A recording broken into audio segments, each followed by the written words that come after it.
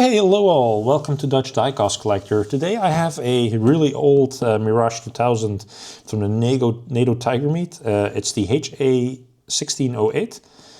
It's the old school box art. I got this, big thank you to Bob. Bob gave it to me. Bob and I have been collecting for quite some years. And I first asked him, like, hey, how much do you want for it? And he said, like, oh, you can have it. The you have it part is for a reason also. I already took off all the parts that are broken. And I had the luck that Hobby Master had the spares in stock. So I can show you. So we have a new pitot we're going to install. We have a new tank probe we can install. These break quite often.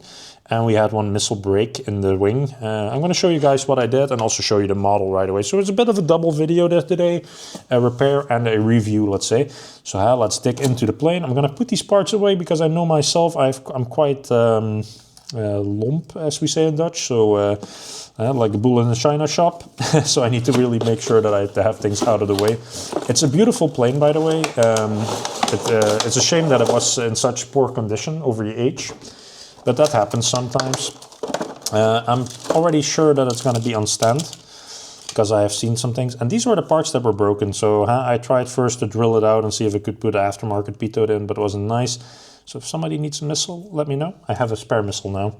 Then we have all the parts that I sorted out that are still good. So we're going to dig into that. And of course the wheels, luckily also all still in good nick because these arms on the wheels, they break often also.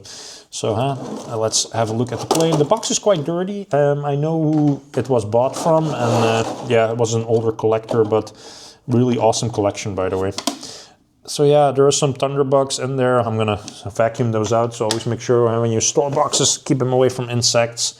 So the plane itself, although missing the nose, so the nose removal, by the way, is super easy, and you can also see it's just glued to the frame. Be also very careful with these stabilizing fins in the front. They're quite sensitive. I'm also going to have to clean the paint up a little bit. There's some residue on the paint, some glue type that's really light. It's nothing heavy. It comes off with a nail. I didn't have time yet to clean that up. But for us, she's looking really gorgeous, especially the tiger face with the mouth, really nicely done. But also the little details in the paint. Canopy, open situation.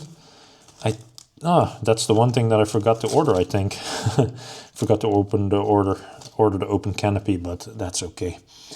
Inside the cockpit, by the way, a lot of good details. The pilot figure is already in there. I'm not sure if it's the right one, of course, but I'm not going to complain about that. It's a beautiful little French plane. So I had the repair work that I did already. So you see here some glue markings. I tried to get it as clean as possible. It was not easy, I have to be honest, but we'll see how it turns out. So what I'm going to do off cam, I'm going to clean up the paint a little bit with some cleaner that I have and show you guys that process again. And then I'm going to slowly install all weaponry. As for on the wheels position, see if I can put it on its wheels first. I'll show you the stands and then also that part. See you guys in a bit. Alrighty guys, so welcome back. So I got the paint quite cleaned up well. There's some small blemishes in it, but might spend a little bit more time with a light polishing compound, so without the scratching material, but more a pro compound. So I have a little bit of a fine one for automotive paint. Usually cleans up these things quite well, but also had details like the expensive hatches or the maintenance hatches are now quite clear. By the way, engine details are not bad. So let's see if we cleaned up correctly and if parts are fitting. But I know there's a little bit of color difference in it, but nothing too major. Just a little bit darker. But I have to say it doesn't bother me as much. It's still better than not having a pitot at all, to be honest. I'm curious how much the color difference is. Indeed, there is a light difference, but it's from a different model. I shared with them a couple of types that were using this nose. So in the future, I will probably repaint it a little bit more to match. But still happy with the look of it. And let's see also if I did the drilling work correctly on the tank probe. I did. So that also fits like a glove. So what I did with a hobby drill, I drilled out this little pin that's on the probe itself. So what I'm going to do now, I'm going to dab it a little bit of glue on each part. And I'm going to position these in place, but this looks already a lot better. And then also see, actually it's staying in without glue, so maybe leave it without the glue. And also see the missile port, if I cleaned it up correctly. Yes, I did. So I cleaned that out with an X-Acto knife and also a drill to get all the old plastics out. And now we have a quite smooth fitting part. So let's glue these parts on.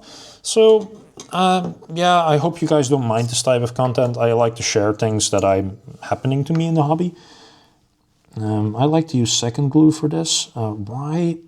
It's secure, it's easy to get formula, it doesn't harm much, and as long as it doesn't vapor, you're quite safe. So there are a couple of versions that vapor, watch out with that, especially if it's near plexiglass. You don't want any like glue vapor on your product. I put a little drop in it. I hope I didn't use too much because I would hate to ruin my plane with it. Then hold that in place for a few seconds. But yeah, so far so good. I have to say again, like it's quite costly to ship parts from China to the Netherlands, especially with the fees nowadays.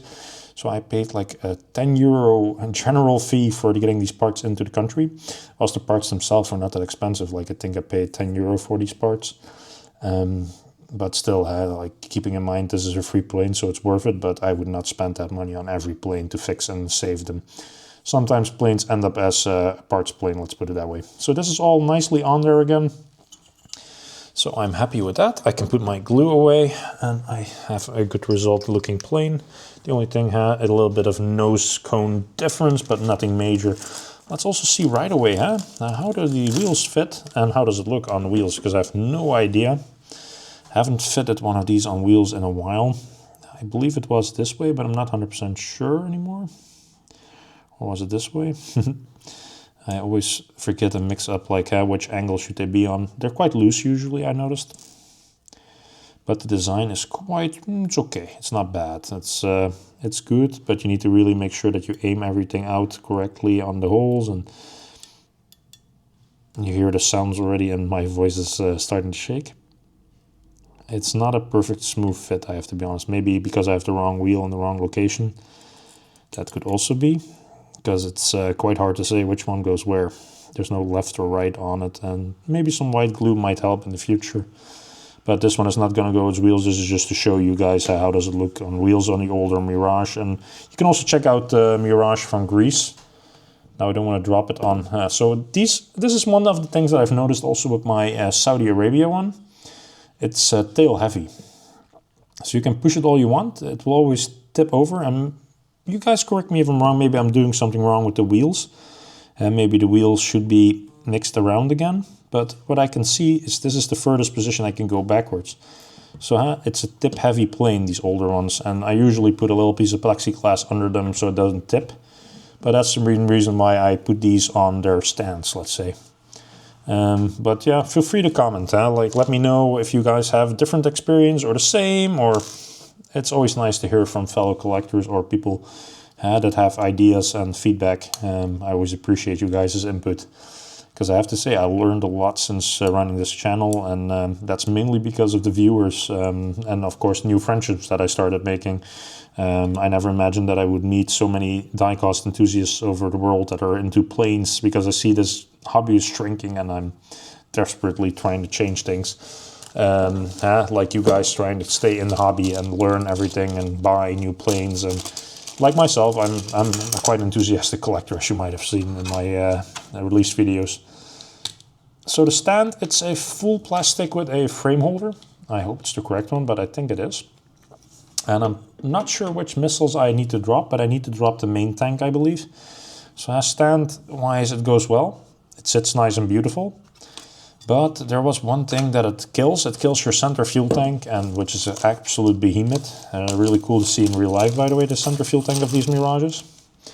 But of course, there's plenty of missiles, so what you have to sacrifice is this gigantic fuel tank, which is quite the iconic part of this plane, I have to be honest. So you have two larger missiles. I don't remember the French names of every missile. I know these are domestic missiles that they use on these, as far as I know at least. Now, some of the missiles were a bit looser, let's say, but not bad, like considering the age of the plane and so on.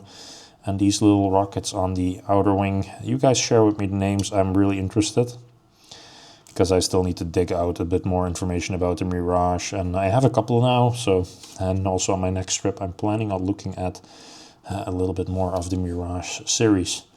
Because they made quite a cool lot of planes, and a lot of countries used to use them. little bit of color difference in the missile, but nothing that I would be worried about, let's say. And a little bit of glue damage, but then again, thank you, Bob, for helping me get this plane. So this is how it would look with full armament. So if you want to go that way, you need to go with the new type stand. So the stand that goes in the ass, let's say, of the plane. So in the engine. That's an option. If you don't want to do that and you want to use the Hobby Master stand, then this happens. Simple as that. You have to make a choice. So let me set it up for you guys on a rotisserie table, because I think the repair was quite smooth. It's well worth it if you have a Mirage that has a broken tank fuel probe, or you have the broken piece, of course, it's also worth. But it's for sure worth your time to repair these older gems, because especially the ones that are special series. So what I always like to do when I'm finished, I like to store my parts away. As you might have seen on the channel, so I ziplock everything and I put it in the box, and the box goes in my storage. Even the broken parts I'm going to keep for the coloring, because the front color is just a little bit off. But I have to say, it's a beautiful looking plane. Like, I'm very enthusiastic and happy about it. Again, a big shout out to Bob, my best friend here in the Netherlands, for at least on diecast level. Thank you for sharing this with me. Really appreciate your time, Bob, and sharing this plane with me. I thank you.